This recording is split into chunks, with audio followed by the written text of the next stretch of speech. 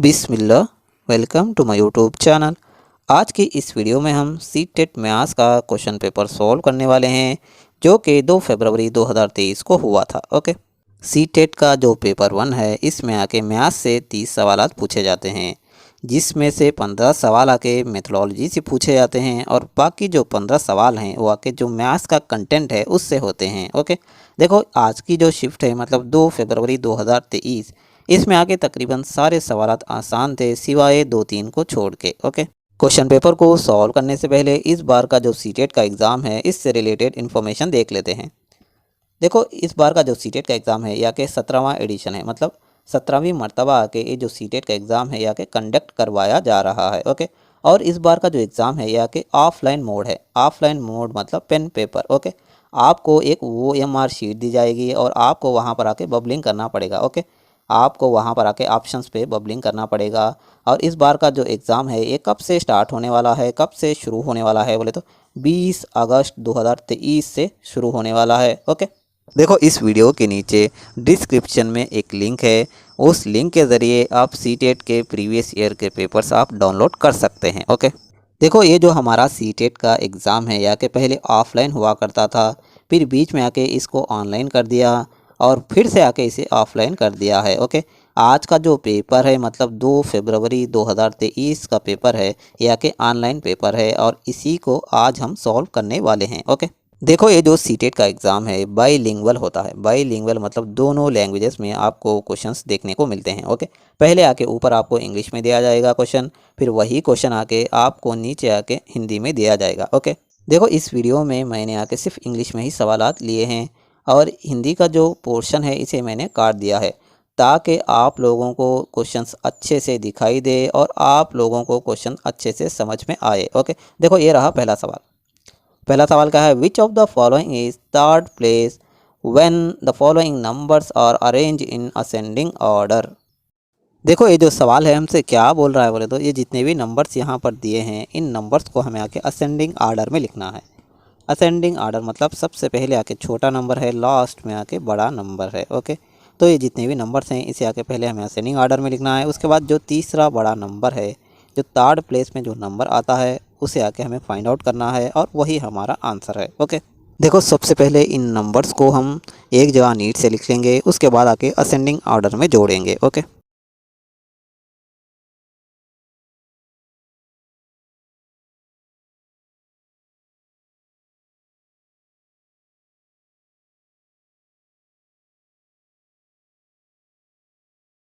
देखो इन सब में आके छोटा नंबर हमें नज़र आ रहा है 0। ओके, तो सबसे पहले आके आने वाला नंबर है 0.88। ओके, 0.88 और बाकी के जितने भी नंबर्स हैं ये सारे आके 8 आशारिया में हैं, मतलब 8 पॉइंट्स में हैं। ओके, लेकिन यहाँ पर आशारिया के बाद पॉइंट्स के बाद आके 2 डिजिट्स हैं, यहाँ पर आके 3 डिजिट्स हैं। तो पहले आके इन्हें आके इक्वल कर लेते हैं। यहाँ पर आके 8 के बाद आके 0 ऐड कर देंगे तो यहाँ पर 3 डिजिट हो जाएंगे और यहाँ पर 0 के बाद 0 ऐड कर देंगे तो यहाँ पर 3 डिजिट हो जाएंगे। ओके, अब सीक्वेंस में लिखना आसान हो गया है। अगर हमें इन चारों में से अच्छे से गौर करेंगे नंबर्स को तो यहाँ पर देखो 0 के बाद यहाँ पर आके 8 आया है, यहाँ पर 0 के बाद 0 आया है, तो इन दोनों में से छोटा नंबर कौन सा है, ये है। ओके, 8.008 वाला। ओके, उसके बाद का नंबर कौन सा है बोले तो यहाँ पर देखो 0 के बाद 8 है, यहाँ पर 8 के बाद 0 है, यहाँ पर 8 के बाद 0 है, तो इन तीनों में से आके सबसे छोटा नंबर कौन सा है बोले तो 0.8 वाला है, मतलब ये है। ओके, तो यहाँ पर लिख लेंगे 8.08। ओके, हमें तो तीसरा बड़ा नंबर ही पूछा है तो यही हमारा सही आंसर है। ये ऑप्शन में कहाँ है, ये ऑप्शन 1 में है, यही हमारा सही आंसर है। ओके, देखो ये आसान सवाल था, इसमें करना कुछ नहीं था। ये जितने भी नंबर्स यहाँ पर दिए थे इन्हें आके असेंडिंग आर्डर में जोड़ना था, मतलब सबसे पहले छोटा नंबर लास्ट में बड़ा नंबर, और जोड़ने के बाद हमें तीसरा बड़ा नंबर फाइंड आउट करना था, तीसरा बड़ा नंबर हमें मालूम करना था। ओके, चलो भैया नेक्स्ट क्वेश्चन देखते हैं। नेक्स्ट क्वेश्चन है ये द वैल्यू ऑफ, मतलब ये जितना भी यहाँ पर कैलकुलेशन दिया है इसका वैल्यू हमें, इसका आंसर हमें पता करना है। ओके, देखो ये जो क्वेश्चन है, ये क्वेश्चन आके बॉड मास के ऊपर पूछा गया है। और बॉड मास में होता क्या है बोले तो ये जितने भी अर्थमेटिक ऑपरेशंस हैं, अर्थमेटिक ऑपरेशंस मतलब प्लस करना हो गया, माइनस करना हो गया, इनटू करना हो गया या फिर डिवाइड करना हो गया, ये जितने भी ऑपरेशंस हैं इन्हें आके हम अर्थमेटिक ऑपरेशंस कहते हैं। लेकिन अगर हमें कभी भी ये चारों को एक साथ करना हो तो सबसे पहले हमें करना है डिवीज़न, उसके बाद हमें करना है मल्टीप्लिकेशन, उसके बाद हमें करना है एडिशन और लास्ट में हमें करना है सब्ट्रैक्शन। ओके, और ये जो तरीका है इसे ही आके हम बॉड मास कहते हैं। बॉड मास मतलब क्या है बोले तो बी से है ब्रैकेट ऑफ, ओके, बी से है ब्रैकेट ऑफ, और डी से है डिवीज़न, एम से है मल्टीप्लिकेशन, और ए से है एडिशन, और एस से है सब्ट्रैक्शन। ओके, सबसे पहले हमें ये करना होगा, उसके बाद हमें ये डिवीज़न करना होगा, उसके बाद हमें मल्टीप्लिकेशन करना होगा, उसके बाद हमें एडिशन करना होगा, और लास्ट में हमें आके सब्ट्रैक्शन करना होगा किसी भी क्वेश्चन में। ओके, तो चलो भैया ये जो क्वेश्चन है इसे आके बॉड मास के तरीके से सॉल्व करने की कोशिश करते हैं। ओके, सबसे पहले ब्रैकेट ऑफ आएगा, लेकिन यहाँ पर ज़्यादा कोई ब्रैकेट है नहीं, सिर्फ एक ही ब्रैकेट है, और ये ब्रैकेट आके होल को है, मतलब सारा क्वेश्चन आके इसी ब्रैकेट के अंदर आने वाला है। ओके, तो हमें ब्रैकेट ऑफ की करने की ज़रूरत है नहीं। उसके बाद है बी वो डी मतलब डिवीज़न यहाँ पर आके यहाँ पर नज़र आ रहा है आपको। जब हम 35 को 5 से डिवाइड करते हैं, जब हम 35 को 5 से डिवाइड करते हैं तो इसका आंसर आता है 7। ओके, उसके बाद हमें करना है मल्टीप्लिकेशन तो यहाँ पर भी है, मल्टीप्लिकेशन तो यहाँ पर भी है, दोनों को एक साथ कर लेते हैं। जब हम 3 का 16 से इंटू करते हैं तो 48 आता है, और ये जो 0.5 है, 0.5 को जब हम 3 से इंटू करते हैं तो 1.5 आता है। ओके, तो जब हम टोटल कर लेंगे तो इससे कितना आएगा 49.5 आ जाएगा। और ये जो यहाँ पर सिंबल माइनस का है, माइनस का सिंबल लिख लिए, और ये जो यहाँ पर 7 है 7 लिख लिए, और यहाँ पर हम मल्टीप्लिकेशन करने की कोशिश करते हैं।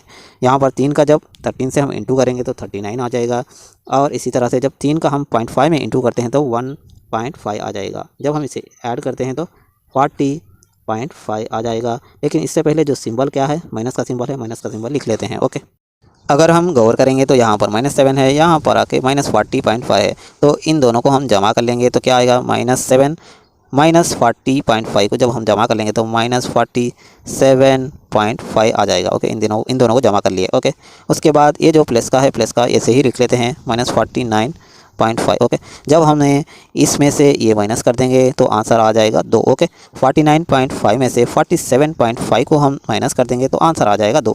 तो यहाँ पर कहाँ है, यहाँ पर नहीं है, यहाँ पर नहीं है, यहाँ पर है। ओके, तो ऑप्शन 1 हमारा सही आंसर है। ओके, देखो ये सवाल आसान था, इसमें करना कुछ नहीं था, बॉड मास को अप्लाई करना था। ओके, बॉड मास मतलब bracket of, division, multiplication, addition, subtraction. Okay, ये जो सीक्वेंस है इस सीक्वेंस को आपको इस सवाल में अप्लाई करना था, आपका आंसर आसानी से आ जाएगा। ओके, देखो अगर ये वीडियो आपको पसंद आ रही है और आप इस तरह के वीडियोस और चाहते हैं तो आपको करना क्या है, अगर हम करें तो करें क्या, बोले तो बोले क्या, अकाल का ठोक लीजिए, 5,000 लौटे दिख जाना चाहिए। ये 4,000 के लिए मैं यहाँ पे नहीं खड़ा हूँ।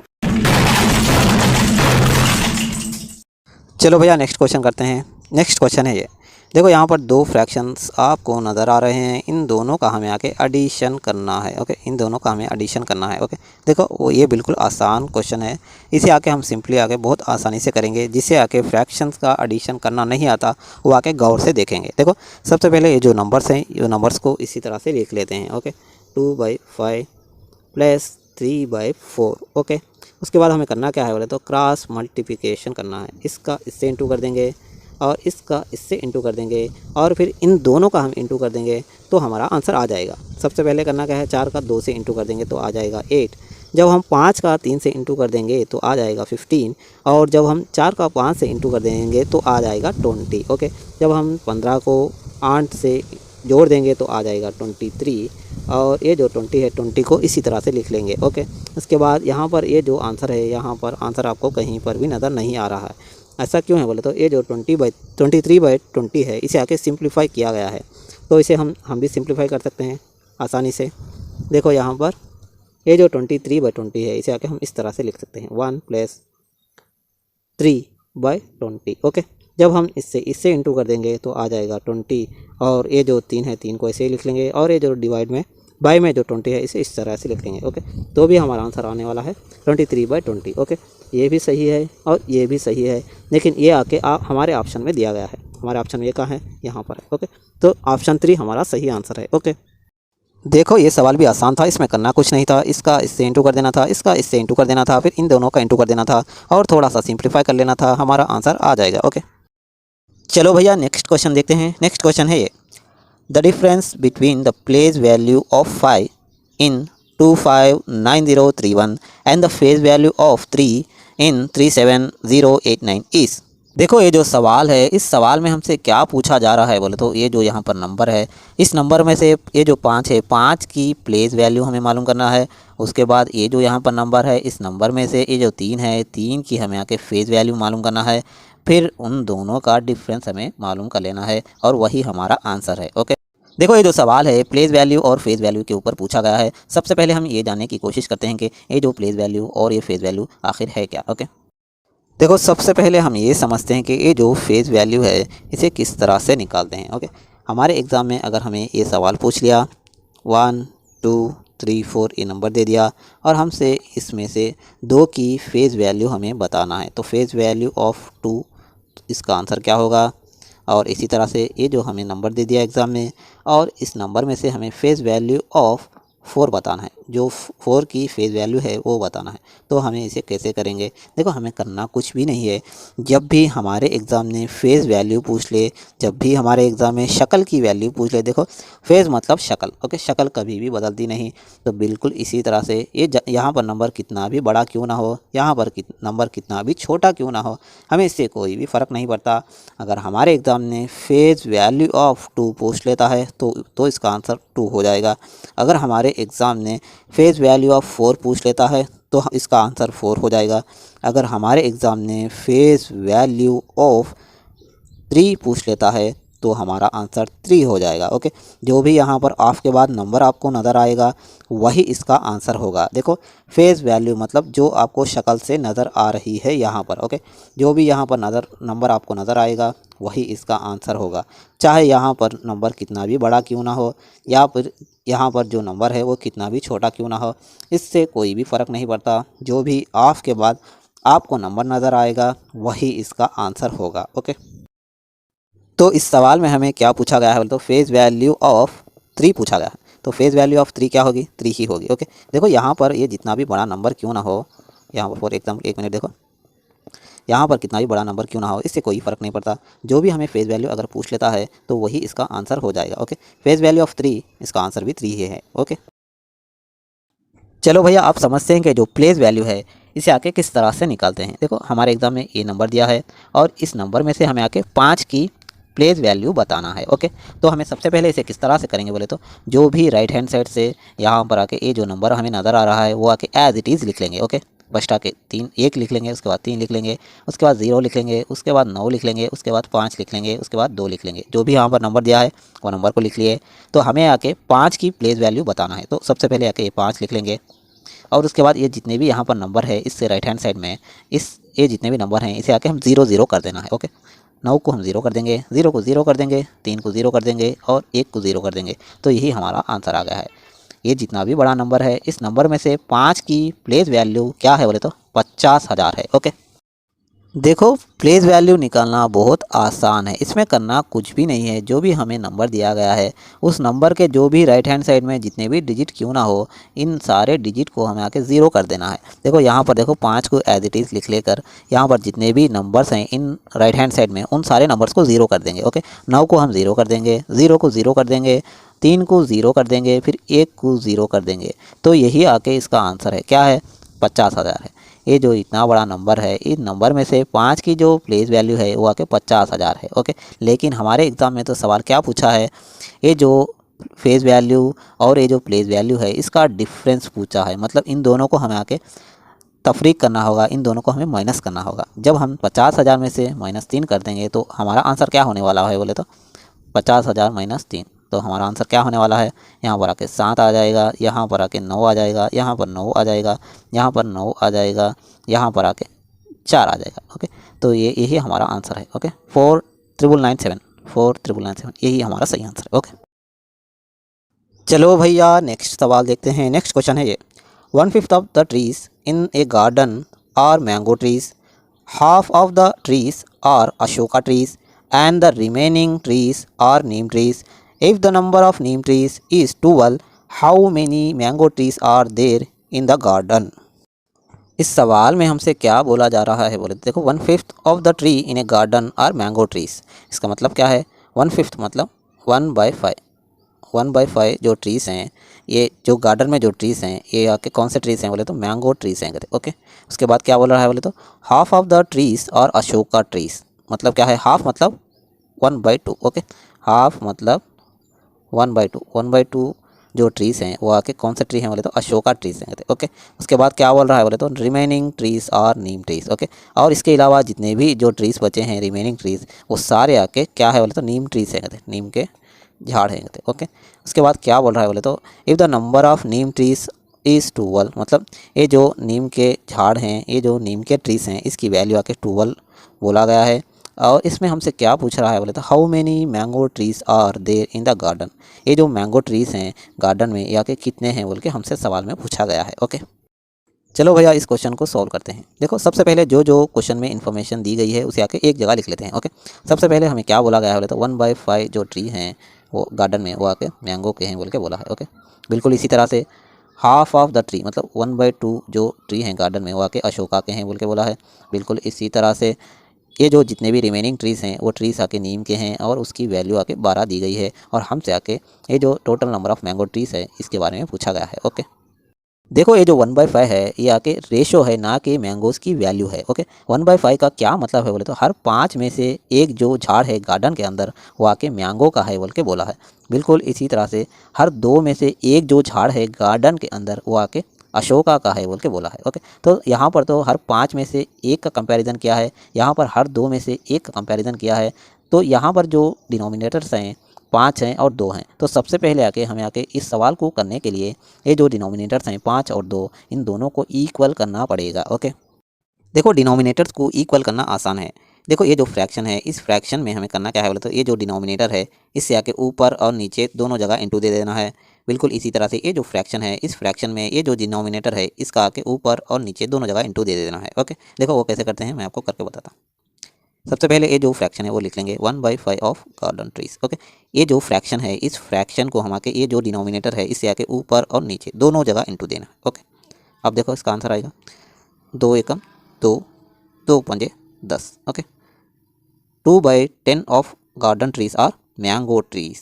ओके, बिल्कुल इसी तरह से अब जो ये जो फ्रैक्शन है इस फ्रैक्शन में आके ये जो डिनोमिनेटर है इससे आके ऊपर और नीचे दोनों जगह इंटू दे देना है। ओके, 1/2 ऑफ गार्डन ट्रीज, ये जो डिनोमिनेटर है इसका ऊपर और नीचे दोनों जगह इंटू दे देना है। ओके, 5 एकम 5, 2 पंजे 10। Okay, 5/10 of garden trees are Ashoka trees. Okay, अब गौर से समझना 10 झाड़ों में से 5 जो झाड़ हैं वो आके अशोका के हैं और 10 झाड़ों में से 2 जो झाड़ हैं वो आके मैंगो के हैं। तो 10 में से अब कितने बचे, यहाँ पर तो 5 चले गए, यहाँ पर आके 2 चले गए।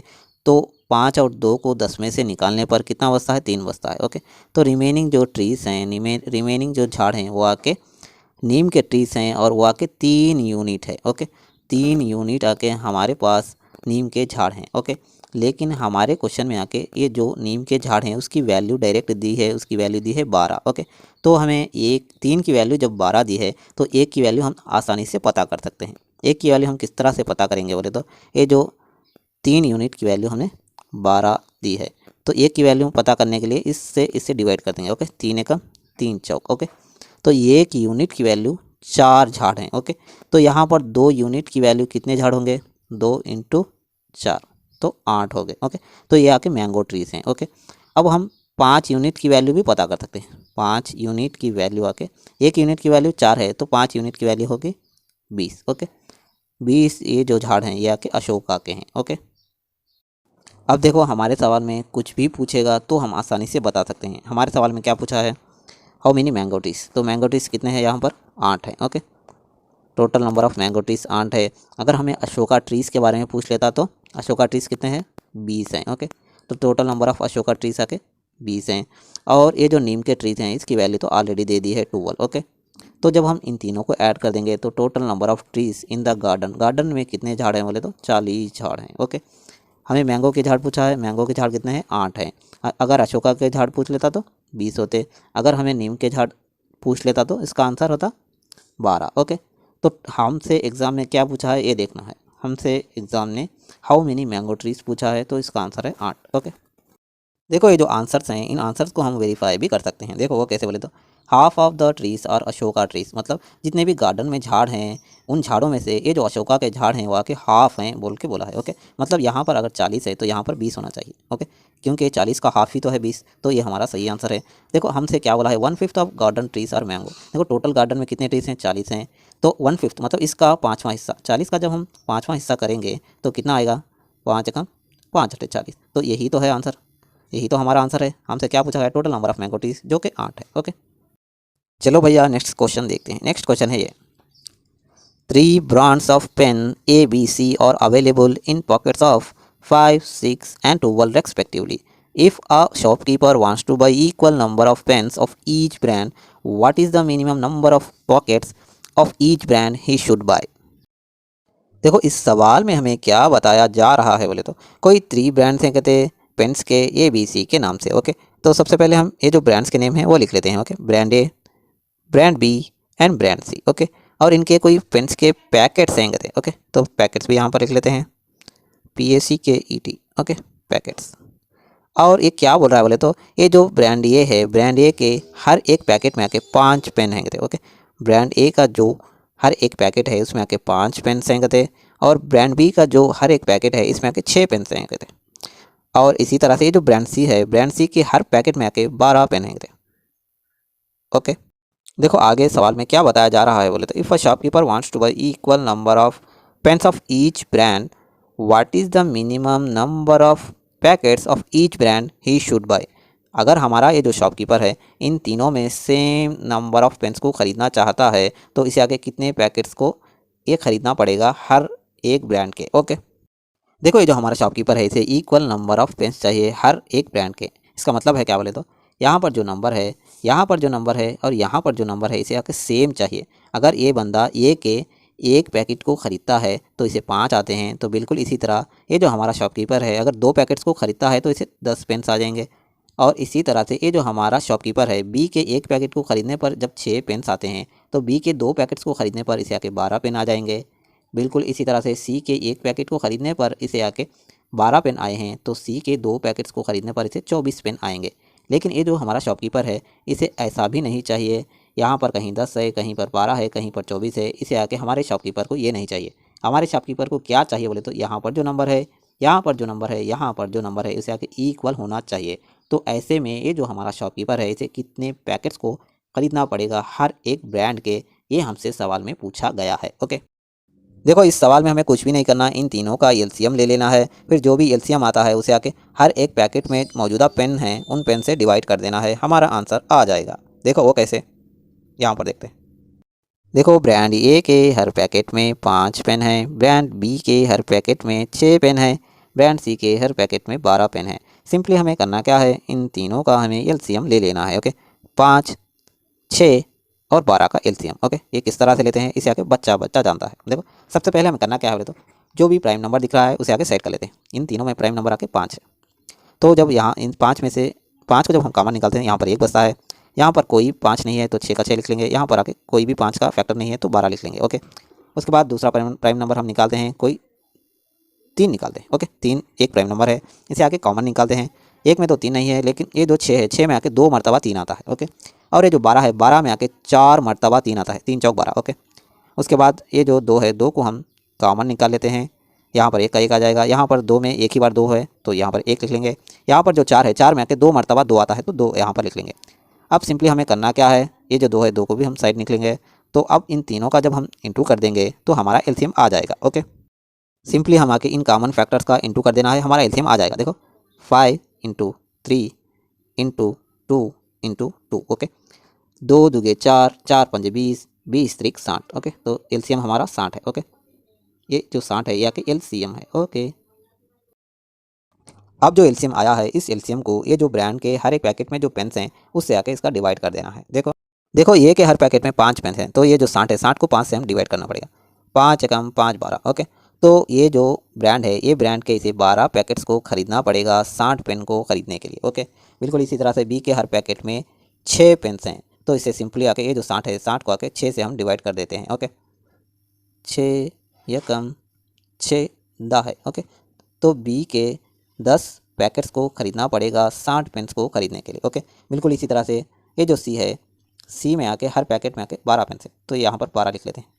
12 से डिवाइड करना है। ओके, 12 एकम 12 पंजे। ओके, तो सी के 5 पैकेट्स को ख़रीदना पड़ेगा 60 पेन को ख़रीदने के लिए। ओके, तो हमारे आंसर भी आ गए। ए के 12 पैकेट्स को ख़रीदना पड़ेगा, बी के 10 पैकेट्स को ख़रीदना पड़ेगा और सी के 5 पैकेट्स को ख़रीदना पड़ेगा। और यहाँ पर हमारा आंसर क्या है?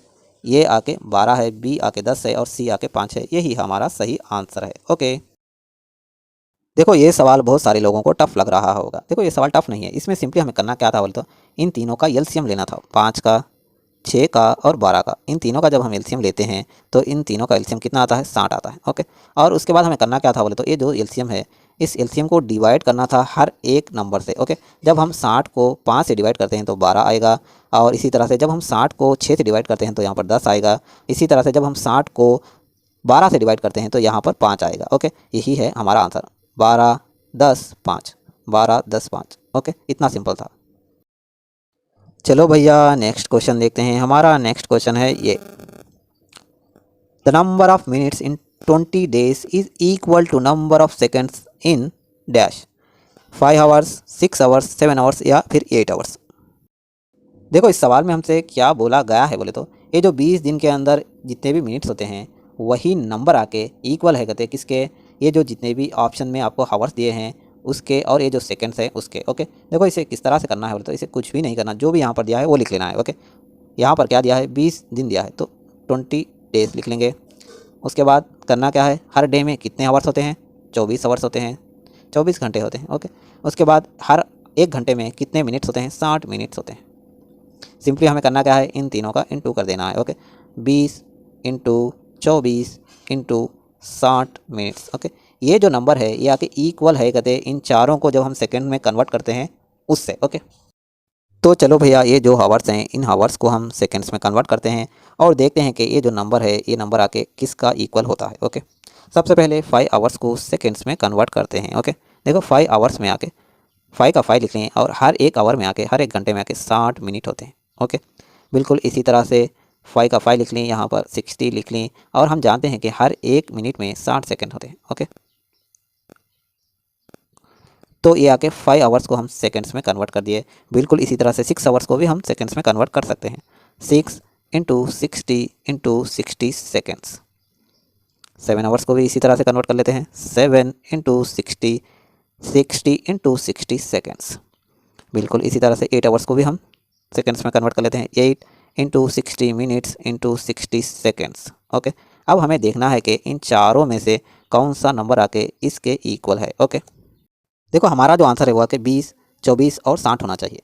चलो भैया इन चारों में से कौन सा नंबर है जो कि 20, 24 और 60 में हम कन्वर्ट कर सकते हैं बोले तो देखो यहाँ पर अगर आप गौर करेंगे ये जो 60 है 60 को हम 3 इंटू 20 भी लिख ले सकते हैं। ओके, 20 3 60। ओके, तो बिल्कुल इसी तरह से ये जो 60 है 60 भी यहाँ पर ऐसे ही लिख लेंगे और ये जो यहाँ पर 8 है ये 8 भी ऐसे ही लिख लेंगे। ओके, अब देखो इन दो को जब हम इंटू कर देते हैं तो 24 आ जाएगा और ये जो 20 है 20 को इसी तरह से लिख लेते हैं और ये जो यहाँ पर 60 है ये 60 को भी इसी तरह से लिख लेते हैं। ओके, तो हमारा आंसर आ गया 20, 24 और 60 जो कि 8 आवर्स को कन्वर्ट करने पर हमें मिलता है। देखो यहाँ पर भी 20, 24 और 60 है। ओके, यहाँ पर भी हमारा देखो 20, 24 और 60, तो 8 आवर्स आके सही आंसर है। ओके, चलो भैया नेक्स्ट सवाल देखते हैं। नेक्स्ट सवाल है ये, ए shopkeeper mixed 5.1 kg of almonds, 1900 grams of ricin, 2.6 kg of cashew nuts and packed the mixture equally into 4 dozen packets.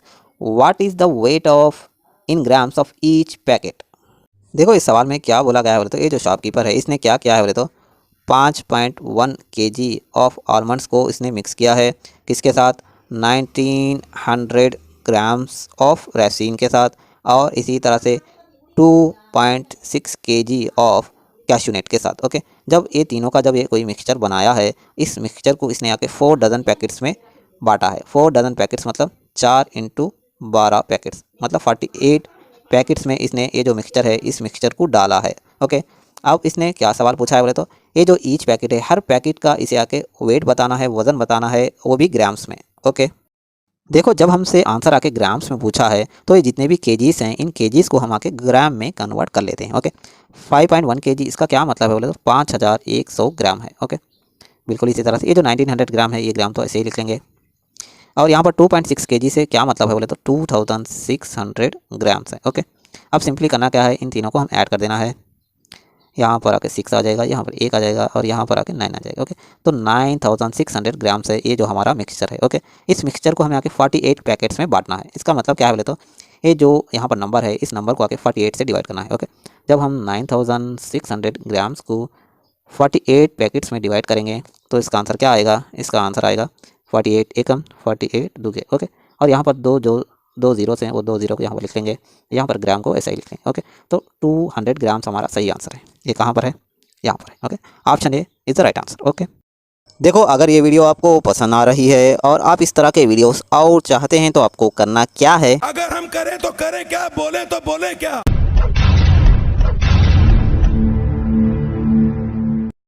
चलो भैया नेक्स्ट सवाल देखते हैं। हमारा नेक्स्ट सवाल है ये, a bucket of 16 litres capacity is filled to the brim with milk.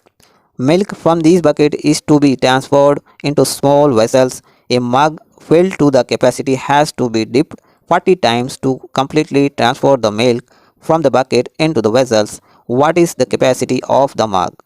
देखो इस सवाल में हमसे क्या बोला गया है बोले तो 16 लीटर की एक बकेट है कहते हैं जिसमें आके मिल्क भरा हुआ है कहते। ओके, तो सबसे पहले आके हम ये जो बकेट है बकेट को डालने की कोशिश करते हैं 16 लीटर की। ओके, ये जो एक बकेट है इस बकेट में आके 16 लीटर मिल्क है, 16 लीटर मिल्क है। ओके, और ये जो दूध है इस दूध को हमें आके स्मॉलर वेसल्स में भरना है। स्मॉलर वेसल्स मतलब कोई भी इस तरह के डब्बे, इस डब्बे में हमें आके ये जो 16 लीटर दूध है इस तरह के डब्बों में हमें भरना है। और इसके लिए हमें आके एक मग दिया जा रहा है, एक मग दिया जा रहा है। इस मग के ज़रिए हम आके ये यहाँ पर जो दूध है इसे आके ट्रांसफ़र करके ये जितने भी यहाँ पर जो स्मॉलर वेसल्स हैं इन स्मॉलर वेसल्स में दूध को भरना है। लेकिन ये जो मग है ये मग को हमें आके 40 बार डोबना पड़ेगा, 40 टाइम्स आके इसे डिप करना पड़ेगा। तो ये जो हमारा 16 लीटर है ये आके खाली हो जाएगा। तो हमसे सवाल में ये पूछा गया है कि ये जो मग है मग की कैपेसिटी क्या है। देखो कितना आसान सवाल है, 40 मरतबा इस मग को डोबने से 16 लीटर खाली हो रहे हैं। ओके, तो एक मरतबा जब इस मग को डोबा जाएगा तो कितना दूध ट्रांसफ़र होगा वही हमारा सही आंसर होने वाला है। सबसे पहले हमें करना क्या है बोले तो ये जो 16 लीटर है इस 16 लीटर को हमें आके मिली लीटर्स में कन्वर्ट करना पड़ेगा, क्योंकि यहाँ पर हमारे ऑप्शंस में हर जगह मिली लीटर में आंसर दिया गया है। ओके, तो जब हम 16 लीटर को मिली लीटर में कन्वर्ट करते हैं तो कितना आएगा, 16,000 मिली लीटर आएगा। ओके, उसके बाद हमें सिंपली 40 से डिवाइड कर देना है, क्योंकि 40 बार डूबने पर ही ये 16 लीटर खाली हो रहे हैं। ओके, तो जब हम 16,000 मिली लीटर को 40 से डिवाइड करते हैं तो आंसर कितना आएगा, देखो 4 एकम 4 चौक 16। ओके, यहाँ पर 4 है, यहाँ पर एक ज़ीरो है, ये ज़ीरो से एक ज़ीरो काट देंगे तो ऊपर कितना बचेगा, ऊपर बचेगा यहाँ पर तो 4 बचा है, यहाँ पर 2 ज़ीरो बचे हैं, तो 400 आके कैपेसिटी वाला ये मग है। यहाँ पर आंसर कहाँ है, यहाँ पर है 400 कैपेसिटी है इस मग की। इसका मतलब क्या है बोले तो एक बार ये जो मग है इस मग को डोबने पर 400 मिलीलीटर दूध ट्रांसफ़र किया जाता है। और इसी तरह से 40 मरतबा जब ये मग को डोबा जाएगा तो 16,000 मिलीलीटर दूध आके खाली हो जाएगा। ओके, तो इसका सही आंसर है 400 मिलीलीटर, ऑप्शन 2। ओके, देखो इसमें करना कुछ नहीं था, ये जो 16 लीटर थे इसे आके मिलीलीटर्स में कन्वर्ट कर देना था। तो मिलीलीटर्स में कन्वर्ट करने पर 16,000 मिलीलीटर्स हो जाएंगे। उसके बाद ये जो 40 मरतबा डोबने से ये खाली होता है तो इसलिए आके इसे 40 से डिवाइड करना था। जैसे हम 40 से इसे डिवाइड करेंगे तो 400 ml आ जाएगा, जो कि एक मग की कैपेसिटी है। एक बार मग को डोबने पर 400 ml दूध खाली होता है। ओके, तो यही हमारा सही आंसर है। चलो भैया नेक्स्ट सवाल देखते हैं। नेक्स्ट सवाल है, A 120 centimeter long wire is bent to form an equilateral triangle. What is the length of the side of this equilateral triangle?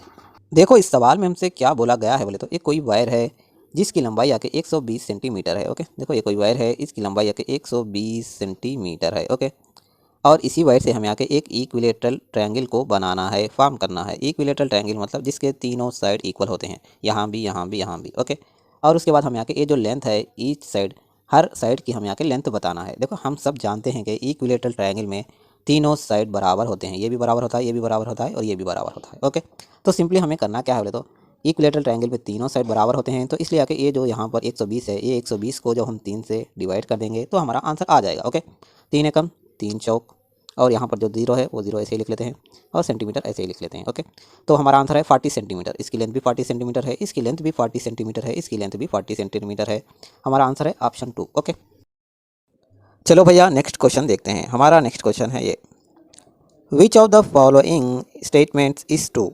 इन चारों में से कौन सा स्टेटमेंट सही है ये हमें बताना है। ओके, देखो ऐसे सवालों में आके हमें हर स्टेटमेंट को चेक करना पड़ेगा। जैसे ही हमारा सही आंसर आ जाएगा, बाकी के जो जितने भी बचे हुए स्टेटमेंट्स हैं उसे आके चेक करने की ज़रूरत है नहीं, क्योंकि इसमें आके जो एक ही स्टेटमेंट ट्रू है वही बताना है। इन चारों में से सिर्फ एक ही ऑप्शन सही है। ओके, तो सबसे पहले पहला ही ऑप्शन उठाते हैं, ऑल स्क्वायर्स आर रेक्टेंगल। हर स्क्वायर आके क्या वो रेक्टेंगल है ये हमसे बोला गया है। देखो यहाँ पर ये आके स्क्वायर है, ये आके रेक्टेंगल है। ओके, देखो स्क्वायर में होता क्या है बोले तो इसके चारों साइड आके इक्वल होते हैं, ये भी ये भी ये भी ये भी। ओके, अगर ये 2 सेंटीमीटर है तो ये भी 2 सेंटीमीटर होगा, ये भी 2 सेंटीमीटर होगा, ये भी 2 सेंटीमीटर होगा। ओके, और ये जो रेक्टेंगल है, रेक्टेंगल में होता क्या है बोले तो दोनों अपोजिट साइड्स आके इक्वल होते हैं। अगर ये 6 है तो ऊपर वाला भी 6 होगा, अगर ये 3 है तो ये भी 3 होगा। ओके, तो यहाँ पर आके चारों साइड आके इक्वल होते हैं स्क्वायर में, जबकि रेक्टेंगल में आके सिर्फ 2 ही साइड आके इक्वल होते हैं और वो दोनों भी आके अपोजिट साइड होते हैं। ओके, चलो भैया अब हम स्टेटमेंट पढ़ते हैं। स्टेटमेंट में क्या बोला गया है, ऑल स्क्वायर्स आर रेक्टेंगल। देखो स्क्वायर के पास आके 4 है, रेक्टेंगल के पास आके 2 है। ओके, स्क्वायर के पास आके चारों साइड बराबर होते हैं, जबकि रेक्टेंगल के पास आके सिर्फ 2 ही साइड आके बराबर होते हैं। ये हमसे क्या बोला गया है, जितने भी स्क्वायर हैं क्या ये रेक्टेंगल है, ये हमसे पूछा गया है। ओके, देखो इसे आसानी से हम समझ सकते हैं। देखो अगर आपके जेब में 4 रुपये हैं समझो। ओके, अगर आपसे कोई 2 रुपये मांग लेता है तो क्या आप दे पाओगे?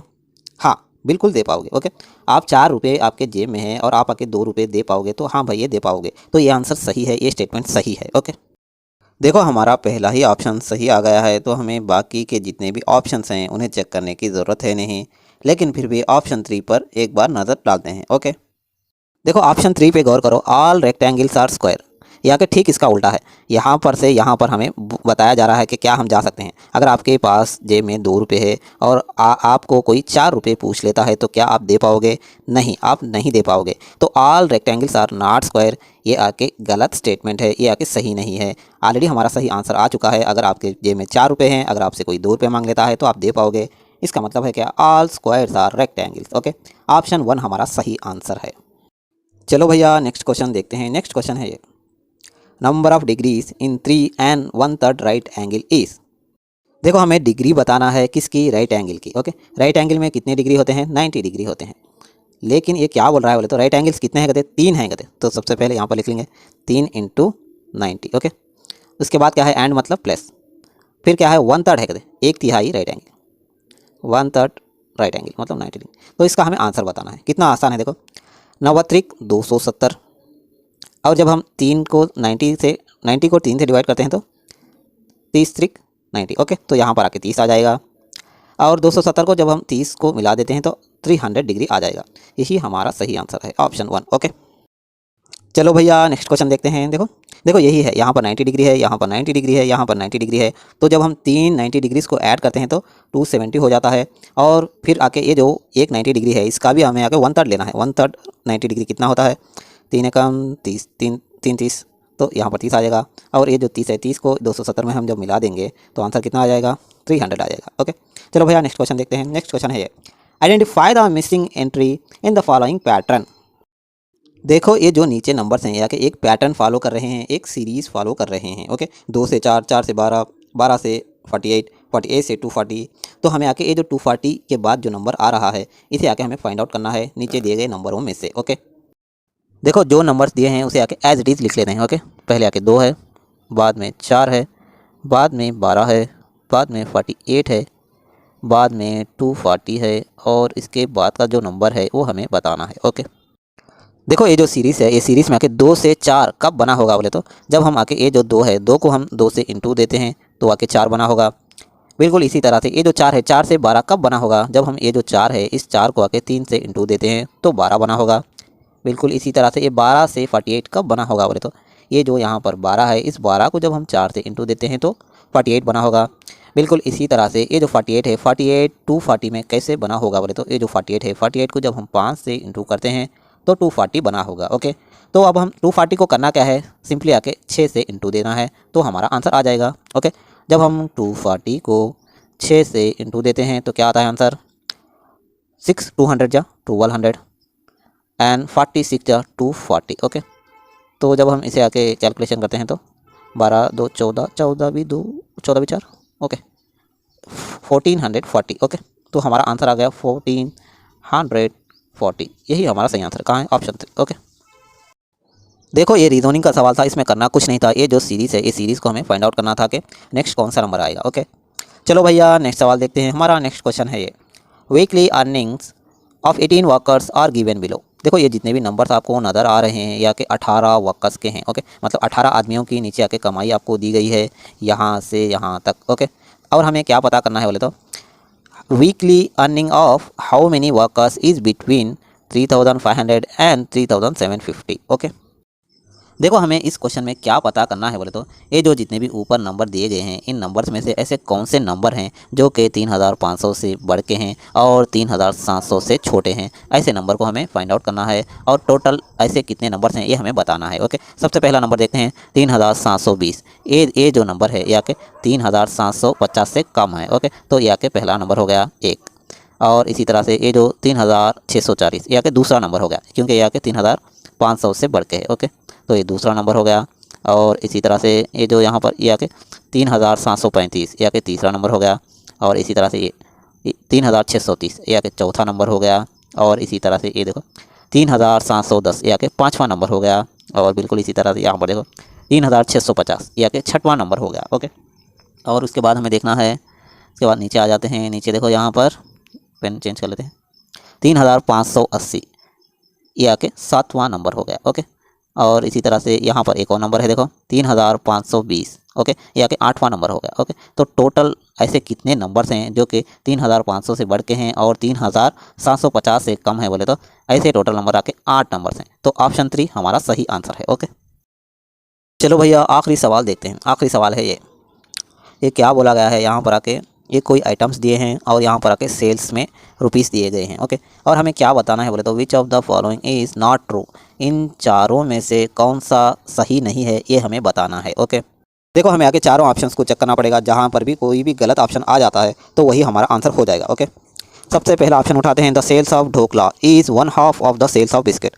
सेल्स ऑफ ढोकला कितने हैं, 900 सेल्स हैं। ओके, ढोकला के कितने सेल्स हैं, यहाँ पर ऊपर ढोकला के 900 सेल्स हैं। ओके, और ये क्या बोल रहा है बोले तो इज़ मतलब is equal to 1/2 of the sales of biscuit. ये जो बिस्किट हैं ये बिस्किट के हाफ हैं, कहते हाफ हैं। बिस्किट के कितने सेल्स हैं, 1800 सेल्स हैं। ओके, तो इसे जब हम कैलकुलेशन करते हैं 2 एकम 2 ना है, तो ये जो ऑप्शन है ये ऑप्शन सही है। ओके, 900 इज इक्वल टू 900, तो ये जो ऑप्शन हमारा है ये सही है।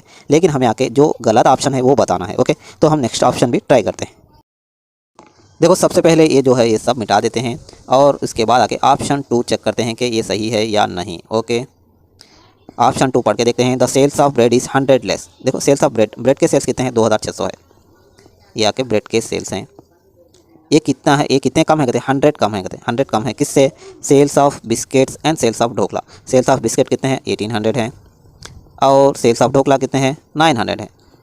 जब हम ये जो 1800 और 900 को जब हम मिलाते हैं तो आंसर कितना आता है, 2700 आता है। ओके, तो ये जो स्टेटमेंट है, स्टेटमेंट में भी यही बोला है कि जो सेल्स ऑफ ब्रेड हैं, ये जो सेल्स ऑफ ब्रेड हैं या कि 100 लेस हैं। 100 लेस है मतलब 100 कम है किससे 100 कम है किससे, sales of biscuits and sales of dhokla से। ओके, तो ये जो ऑप्शन है ये ऑप्शन भी सही है। ओके, देखो ये जो 2600 है 2700 से 100 ही तो कम है, तो ये जो ऑप्शन है ऑप्शन आके सही है। ये जो ब्रेड के सेल्स हैं 2600, जब हम आके ढोकला और बिस्किट के सेल को जमा करते हैं तो 2700 आता है। तो ये जो 2600 है 2700 से 100 ही तो कम है, तो ये जो ऑप्शन है ऑप्शन 2 भी सही है। लेकिन हमें आके जो ऑप्शन गलत है वो ही बताना है। ओके, तो ये भी आंसर नहीं है, ऊपर वाला भी आंसर नहीं है। चलो भैया एक और ऑप्शन ट्राई करते हैं, उससे पहले ये जो जितना भी कचरा है इसे आके मिटा देते हैं। ओके, तो अब तक आके हमें दोनों ऑप्शन आके सही निकले। ऑप्शन 1 भी सही है, ऑप्शन 2 भी सही है, लेकिन हमें जो ऑप्शन गलत ऑप्शन है वो हमें बताना है। ओके, चलो भैया ऑप्शन 3 चेक करते हैं। Okay, the sales of cakes and pastries is 5400 more than that of bread. Okay, देखो ये जो ब्रेड के जितने भी सेल्स हैं, ब्रेड के कितने सेल्स हैं, 2600 से ये जो सेल्स हैं केक्स के और ये जो पेस्ट्रीज हैं इसके आके कितने बढ़ के हैं, कहते 5400। ओके, देखो जब हम ये जो केक्स एंड पेस्ट्रीज के कितने सेल्स हैं, 8000 सेल्स हैं। ओके, तो ये क्या बोल रहा है बोले तो ये जो नंबर है ये नंबर आके इस नंबर से कितना बढ़ के है, कहते कितना बढ़ के है, कहते 5400 बढ़ के है। कहते ओके, 5400 बढ़ के है, कहते ये नंबर इस नंबर से। क्या ये बात सही है, हाँ बिल्कुल सही है। जब हम इसे और इसे मिला देते हैं इसे और इसे मिला देते हैं तो आने वाला है 8000। ओके, तो ये जो ऑप्शन 3 है ये ऑप्शन भी सही है। तो हमने अब तक आके 3 ऑप्शन चेक किए, ऑप्शन 1, ऑप्शन 2 और ऑप्शन 3। ये तीनों ऑप्शन आके सही निकले। तो जो बचा हुआ ऑप्शन 4 है वही आके गलत है और वही हमारा आंसर होने वाला है, क्योंकि हमारे क्वेश्चन में क्या पूछा गया है तो which of the following is not true. इन चारों में से कौन सा सही नहीं है हमें बताना है। हमने तीनों चेक किए, तीनों आके सही आ गए, तो ऑटोमेटिकली ये जो चौथा ऑप्शन है वो आके गलत होने वाला है। तो हमारा आंसर भी आके ये चौथा ऑप्शन ही है। ओके, खत्म। Bye bye, tata, goodbye, गया।